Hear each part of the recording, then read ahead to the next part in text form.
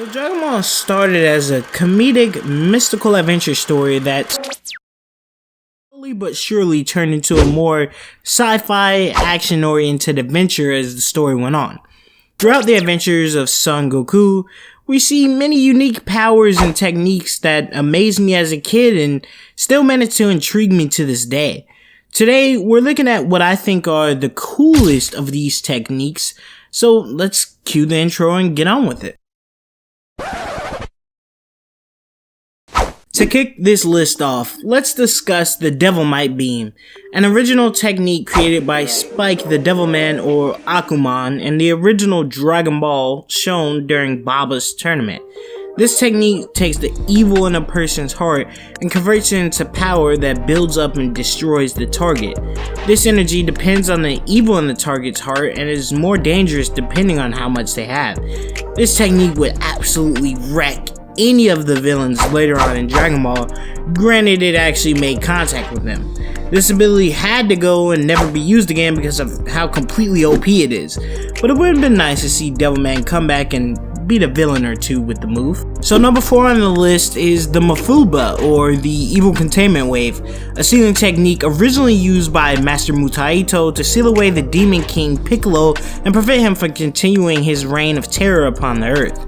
This technique originally had the consequences of losing your life after use, but we've only really seen that come into play when Roshi died trying to seal away Piccolo and failed. Mutaito, Roshi, Tien, Goku, Piccolo, Kami, and now apparently even Trunks have all mastered the technique and do not die after using it, whether successfully or not. The original cost of your life was a great idea, and I'm sad they pretty much discarded it for plot convenience. However, it's still a cool technique, and one of, if not the only sealing techniques introduced in Dragon Ball pretty much ever. Instant Transmission is one of Goku's techniques that he learned from the Yardrats on his way back to Earth after his climactic battle with Frieza. This technique allows Goku to lock onto a person's energy or simply imagine his desired location and seemingly teleport there and be able to teleport back instantly, hence the name.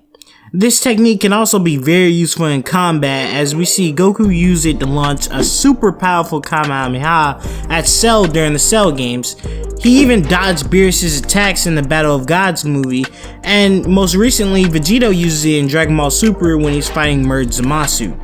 Instant Transmission is one of Toriyama's plot crutches now as well, as it's used to get Goku and crew across the universe in a matter of seconds to stop any catastrophe from happening. Resurrection F. Tien Shinhan first showcased the multi-form technique against Goku in the 23rd World Martial Arts Tournament, or the Tenkaichi Budokai, which translates to Strongest Under the Heavens Martial Arts Tournament. This technique allows the user to create clones of themselves to fight an opponent or a number of opponents, while having the drawback be that their power must be split into these clones evenly, making them an easier target when actually hit. It seems pretty easy to use too, as we see a number of characters use it throughout the series, although I still don't think it's used enough against lesser opponents. For the Frieza soldiers in Resurrection F, for example, I feel like Tien, Krillin, Piccolo, and Gohan could have easily split into 2, maybe even 3, and still have taken out the soldiers easily and maybe in even less time. But hey, what do I know? Now look, I know y'all go crucify me for this, right? But look at this. In my opinion, the time skip is the coolest move in Dragon Ball history. Now, I know, cliche answer, but hey, even if it's popular, obviously, if it's popular, it has some truth to it, right? You know what I'm saying? I feel like the people that like the time skip were right. You know what I'm saying? I feel like the Tokutobashi guys were right. You know what I'm saying?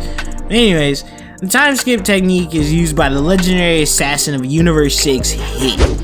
This technique originally allowed Hit to essentially skip forward in time 0.1 seconds, enabling him to predict his opponent's next move and get them before they get him, significantly lowering the difficulty of his battles, hence why he never sought to improve his technique. That is, until of course, Goku came along and pushed Hit to improve his time skip from 0.1 seconds to 0.2, and then to 0.5, then all the way to 1 whole second.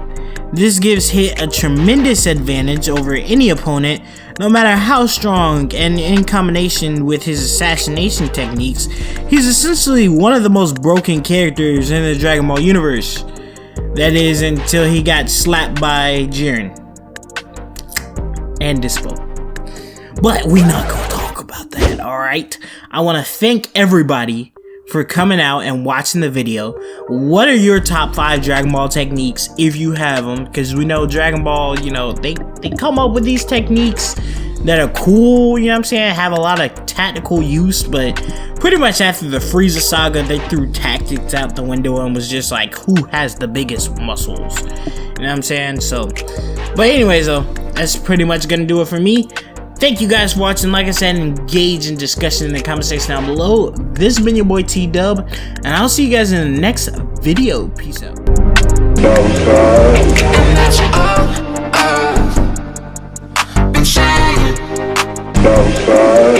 If you fall for the games and you're the one playing, because there's too much money out here, and there's too many honeys out here.